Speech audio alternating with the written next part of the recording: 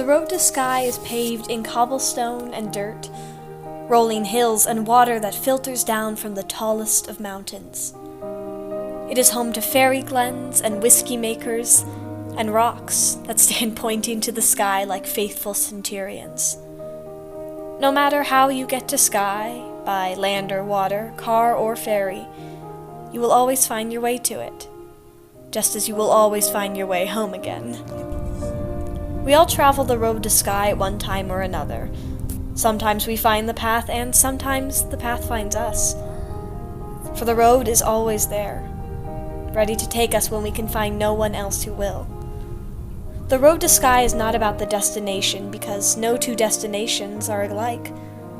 The road to Skye is about the journey, how you make the journey and who you become along the way. We landed in Glasgow and set out on our adventure. We drove through for hours upon hours, and everywhere you looked there was something new and beautiful.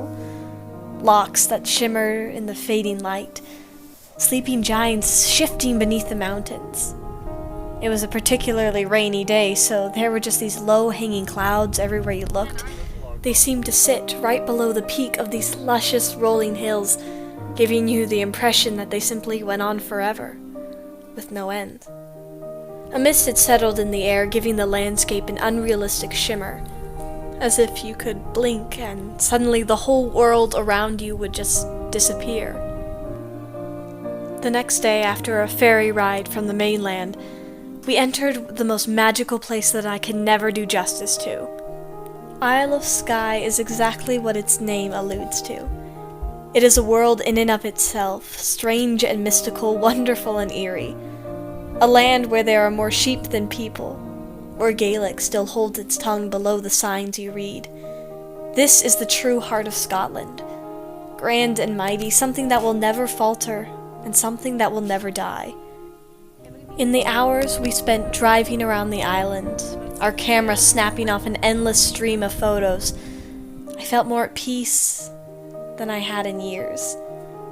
In a world gone mad with technology and expansion, to see a place so rooted in its past and present, I felt more at home than I ever had.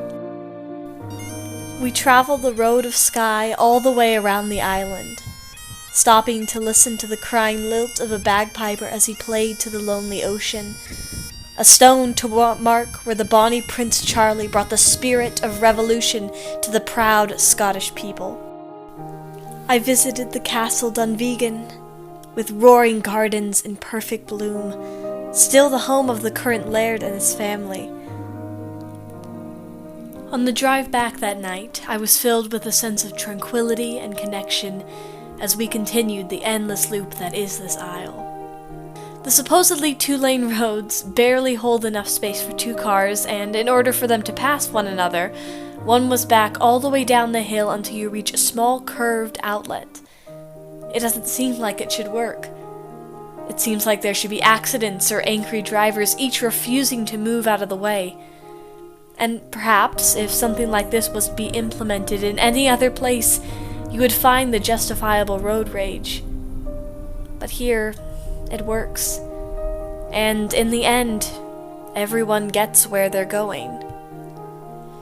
That's when I suddenly realized what had been staring me in the face all along. I was sore and tired. I had spent more time in a car and on my feet than I did in bed for the entirety of the trip. And for the first time, I finally felt like I was living.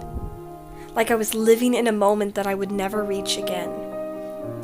Everything on this trip, everywhere I have walked, everyone I have talked to, everything I have seen, I would do it again and again and again.